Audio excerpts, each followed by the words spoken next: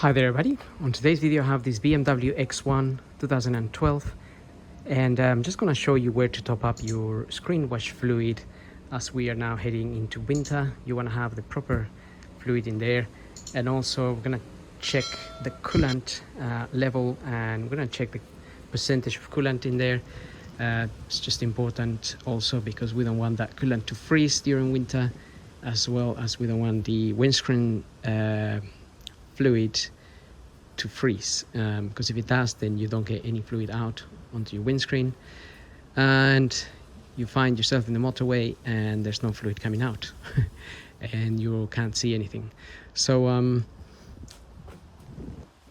the fluid I use for the windscreen is this particular one. You don't have to use the same one. You can buy this fluid ready mixed from any petrol station or your local Halfords or any other store, auto store. Like I said, you can buy it ready mixed. I normally buy a concentrated one and I mix it myself because I'm always filling cars up with screen wash fluid.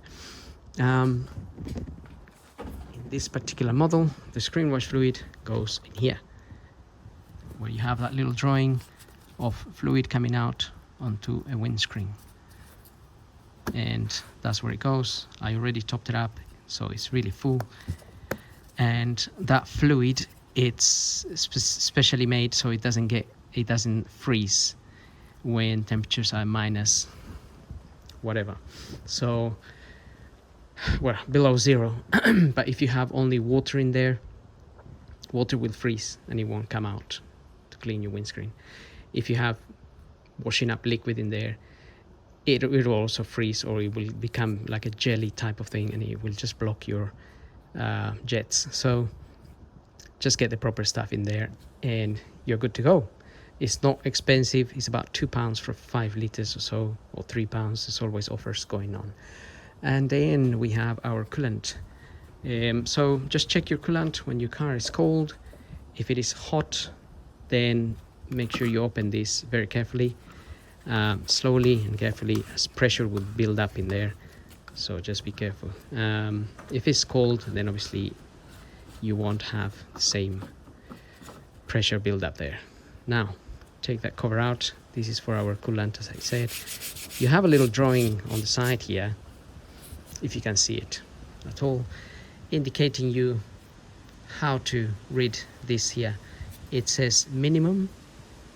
You will see this stick at level with this cover, with this bit here, and the maximum will be where the stick here is up, where the second ball is just sitting below this circle here. So you can just about see this little floater, in this case scenario, it's sitting up, and the second little ball there is just sitting below this. So this is at the max. We don't need to top it up, we don't need to do anything. If this on your car was sitting down like there, then you perhaps need to top up a little bit to bring it up. It will float by itself as you put fluid. If you put too much fluid, this will come up too much, and you don't want that, because then you have too much pressure in the system and pressure expands. So just be aware of that. And if you obviously put too much, then you can also drain it with something like this, but this I'm going to use to measure the amount of antifreeze that is in there, the percentage of antifreeze, which will give us an idea of at which point this fluid would freeze.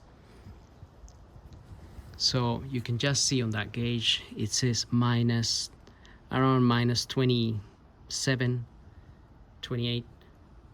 So temperatures will need to be minus 28 or minus 30 for this fluid to freeze. So hopefully we're not gonna have the big freeze anytime soon, but this fluid, it's perfectly fine to go up to minus 30. So if yours was at minus 20 or minus 15, you're still pretty much okay. But obviously -10, we could reach -10, even -15 to be honest. So we want to be around this area really of the -20, -25. So just ask your local garage if you haven't got enough antifreeze in your system, because they may need to drain the system and refill it with antifreeze and water. So that's just a mixture. Normally we use 50-50, 50% antifreeze, 50% water. However, obviously if you live in North Pole, you want to have maybe 80 or 90% antifreeze and 10 to 15% water, because then the temperatures out there will be extreme. And the same if you live in a very hot country, perhaps you're going to have less antifreeze, maybe 40% or 30%, and more water. However, antifreeze also has additives and other minerals that protect your engine from corrosion, so we always have some antifreeze in there. And also this little device here sort of shows you what color your antifreeze may be. In this case it's kind of blue type, but you can check your manual or even call the manufacturer to find out which type of antifreeze your car takes. But like I said, this one is blue, and your manual will tell you which one to get. So having said all that, I hope this video helps. Obviously don't forget to close this once you finish, and don't forget to subscribe, and we'll see you on the next video. So thank you for watching.